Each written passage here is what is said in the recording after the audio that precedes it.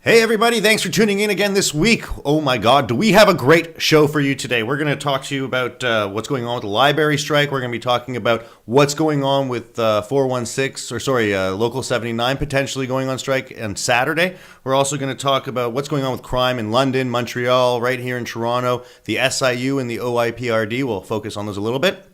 We're also going to talk on drugs and addiction and a little bit on gambling because addiction is a gambling issue, whether or not you want to admit that or not. And we're also going to do part 3 of the 4-part series on how to deal with getting a traffic ticket. And we're going to finish off the show talking about the transit discussion that's going on at City Hall right now. It's actually been going on for 2 days now, and it was deferred yesterday to today in order for them to reach some sort of conclusion. But first of all, I want to talk about the library strike, and I want to talk about the potential strike that's going to happen on Saturday, hopefully later, hopefully not at all. Now, first of all, I want to talk about education. Okay. Now, exams are coming up. Universities are about to go on exams. High schools are about to go on exams. And elementary schools, not so much of a worry because they have their own libraries typically. But when we're talking about high school students and university students, the library is a resource like no other. And the fact that at this point in time, these people are walking the streets with picket signs and not in a library with a pen checking out books is significantly dangerous for students. Furthermore, it's important for Canadian citizens to have access to these libraries, and I'm going to explain to you really quickly. I don't typically go to the library. I'm an internet reader. I go on the internet, and that's where I do most of my reading. But I was filing a charter motion in court at 1530 Markham Road last week or 2 weeks ago, and when I filed it, I needed to make a photocopy. Now, the only place I could go to make a photocopy was the library down the street. Now, I was very grateful to this service. I paid for the library, I paid for the photocopies, and I got them, and I left, and everything was great. I didn't see any kind of discrepancy. There was no reason for me to go to a Kinko's, and it was local and close and convenient. And the reason I'm touching on this is that you don't have to be a student to use the library. There's tons of people out there that require the libraries in order to get on the internet or to gather information or do intel. So in the future, I would suggest that we do whatever we can to ensure that these resources that Canadian citizens need be available to us, and call your counselor, get on the phone right now, and make sure your child has a library to go to come exam season. Hello and thanks for watching. We hope you are enjoying this week's show. If you or someone you know has something to talk about and would like to get it out, come on an episode of The Issues. Please call or email the number on the screen. Once more, thanks for tuning in this week, and we hope to see you next time.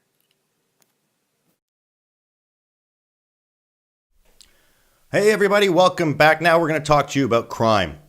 Now, I'm not going to come to your house and commit a crime unless you ask me to, but otherwise I want to talk about St. Patrick's Day because it was just last weekend and it seems that people in London, Ontario don't know how to have a good time, or maybe know too well how to have a good time. It seems that it started off with a few hundred people, ultimately escalating to thousands, and they started pulling apart people's wooden fences and throwing it into a street fire. Ultimately, the police were called, and the protesters actually pushed them off, chanting, "We won, we beat the police, we're victorious." I'm paraphrasing here, but you get the message, not a good one.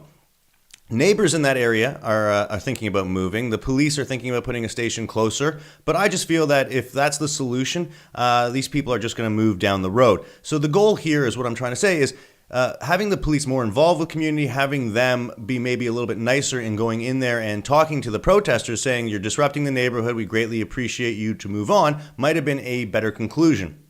Unfortunately, now that happened, we're not going to be able to find out as to whether or not that's actually going to happen. Now, I kind of want to touch quickly on sexual assault, okay? On Boxing Day of last year, or this year, it turned out a 4-year-old girl was abducted from her house in York Center, which is my neighborhood, so it's especially important to me and pretty much anybody that lives in the suburbs of Toronto, because this can happen just about anywhere.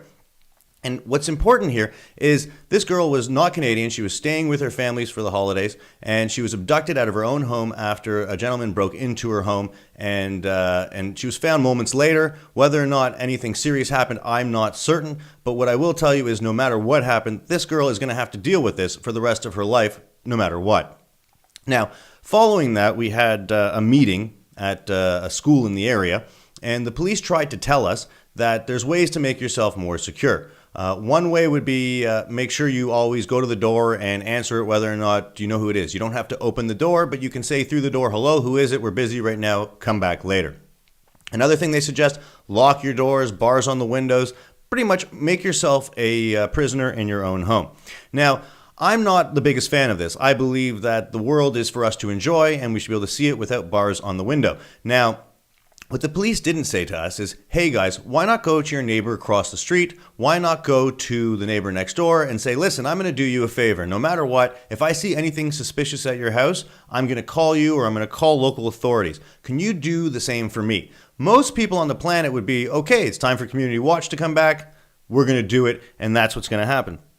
But unfortunately, that's not the case. And we need to start concentrating more on community safety and working together and building that sense of community that we had in the past and bring that back. That's something that we are surely missing and maybe even becoming a little Americanized in the sense. And with the loss of that, we're going to increase the amount of crime that we see.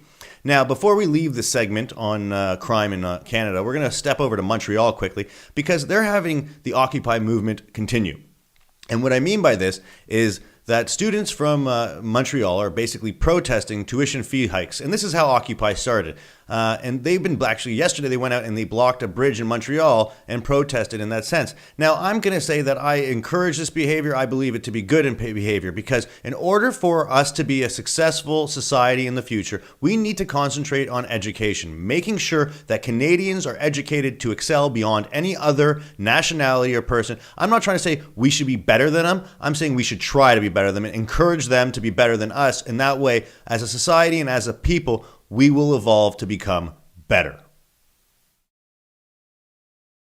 Hello and thanks for watching. We hope you are enjoying this week's show.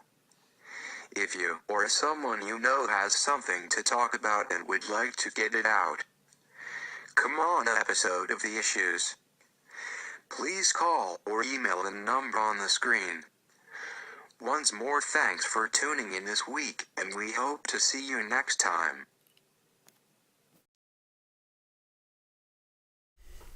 Hey everybody, thanks for tuning back in. We're now going to do part 3 of the 4-part series on how to deal with tickets. Now, in part 1, we touched on getting the ticket. In part 2, we touched on requesting disclosure, filing a trial date. And in part 3, we're going to actually talk about what you do when you get to court and you finally got to deal with trial. Now, you're here at the courthouse, you get there, you go check yourself into the prosecutor at the front of the courthouse, and you say to them, or they say to you, they say, what do you want to do? And you basically have 3 options. Your option 1 is, I'd like to adjourn the matter because I haven't received my full disclosure yet. Option 2 is, I would like to go ahead, I'm prepared to go ahead to trial. And option 3 is, what's on the table? Now, in this case, you ask the prosecutor what they're offering, and in most cases, they offer you a reduction in fine or maybe no points, which is up to the prosecutor entirely. I have no say in these matters. Now, let's go back to number 1, let's go back to number 2, and we'll talk about being prepared for trial. Now, you're ready to go to trial, and you're pretty sure you have the right stuff in order to win. Now, the trial starts, and basically the procedure works that the prosecution presents their case, and then you present the defense. You are very well entitled to cross-examine the police officer, and so on. Now, the prosecution's goal here is to prove your guilt beyond a reasonable doubt. Your goal here is to prove the prosecution to have questions within their allegations, okay?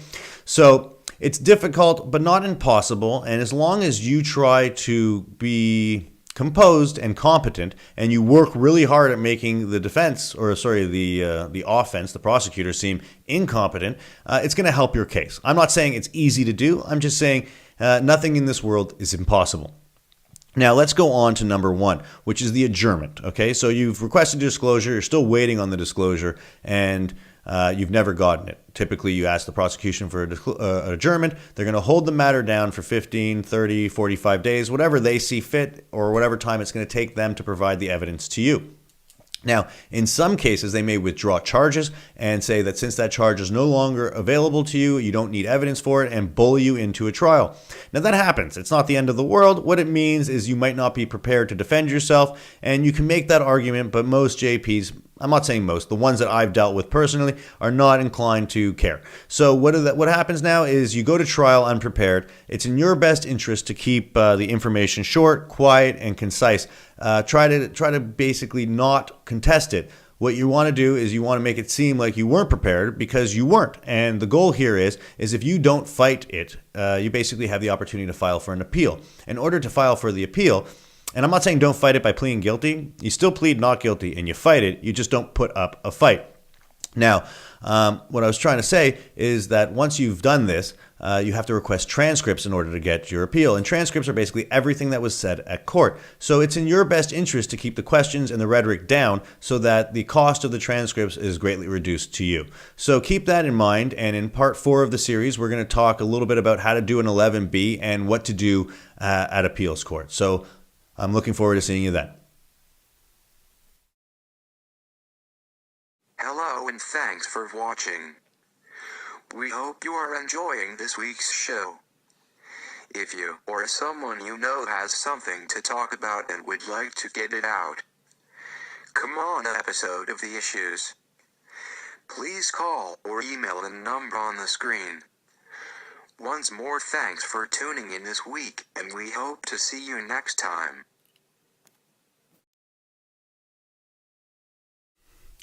Hey everybody, welcome back. And now I want to talk to you quickly about addiction. Now, I know all of you at home are addicted to watching my program every week, and I apologize for the weeks where I'm unable to make it to the studio and get out to you and get this information that's very important. We all know that. But more importantly, I want to talk about gambling, drugs, these sort of things, because these are the addictions that are problems for society.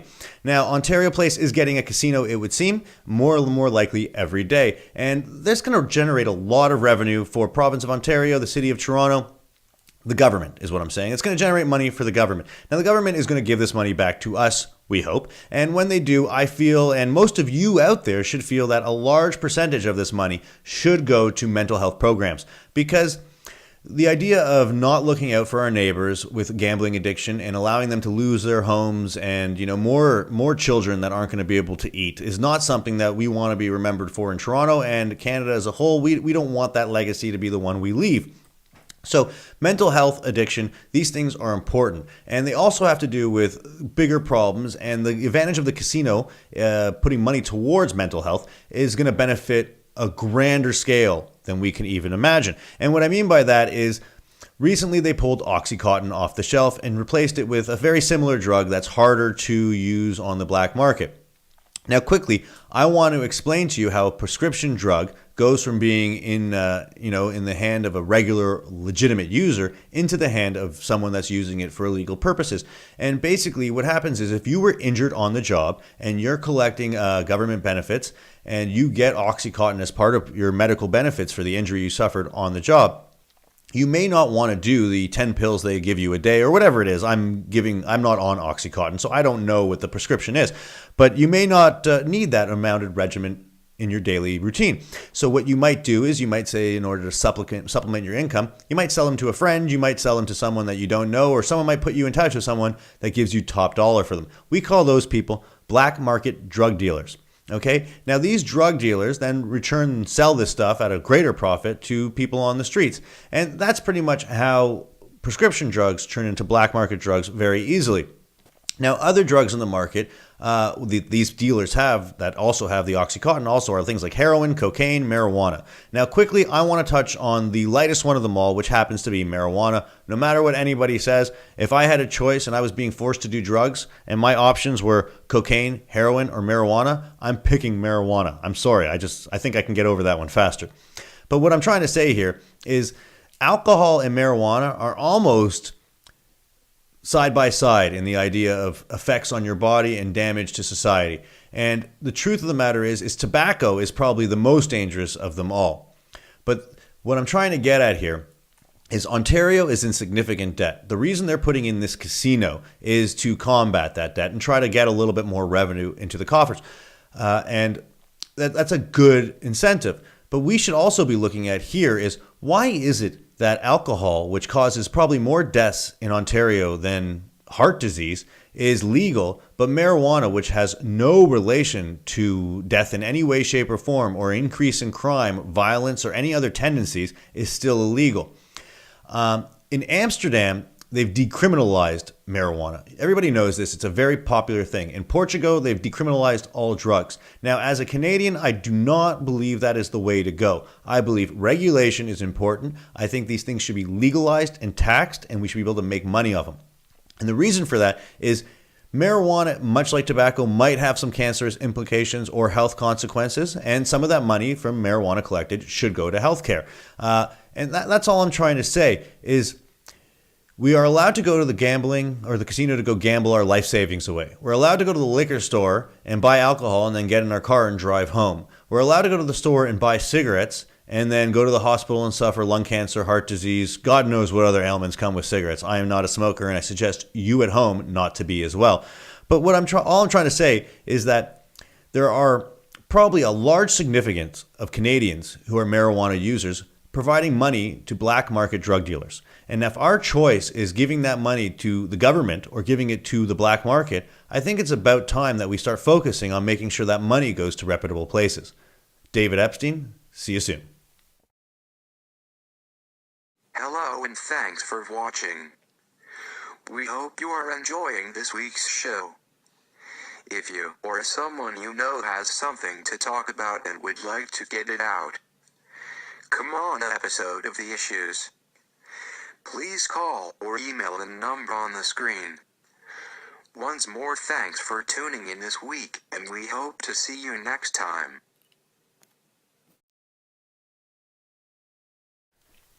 Hello, everybody. Thanks for tuning into this week's episode of The Issues. We're going to finish it off talking about the TTC as it's a primary interest for everybody in the great city of Toronto.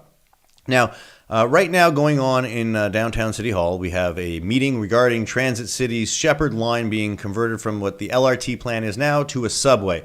Now, I just quickly want to talk about the Shepherd line and explain it to the people out there so you understand what it is. So basically, west of Yonge Street is a bus. From Yonge Street to Don Mills is a subway, and what they're planning right now is from Don Mills to Scarborough basically is going to be an LRT system. Now, this is problematic because the idea of having to switch 3 buses to go in a straight line just doesn't seem logical or intelligent. So I quickly want to touch on my idea on how to solve this problem and make it more seamless. All right, so let's say they do end up building the LRT line east of Don Mills. How can we make it so that people don't have to get off the subway and onto the LRT? There's one very easy and logical solution, and that is get rid of the subway on Shepherd, drop LRT track, put LRTs down there, connect it to the Scarborough LRT, and have it seamless so that once you get on a Yonge Street, you don't have to get off to the end of the line if you don't want it. The topography in Ontario doesn't allow for a subway to be underground always. I don't know if you've actually been on the Yonge or Spadina line, but the Spadina line and the Yonge line both reach above ground service at some point or another. So the idea in telling Canadians or Ontarians or Torontonians, hey, we're going to build a subway for you and it's going to be underground and you're never going to have to deal with snow or this or that or above ground stations is a pathological lie because history has proven to us that that's not the way it's going to be. So I just want to quickly touch on the transit system as a whole with Transit City. And what I'm telling you about that is they call Transit City a Band-Aid solution.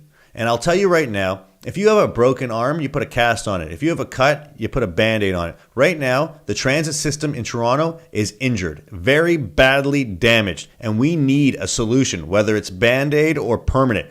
And right now, a Band-Aid solution is still better than no solution. So if you want transit in a few years rather than 100 years, right now is the time to say, hey, ho, subways, they've got to go.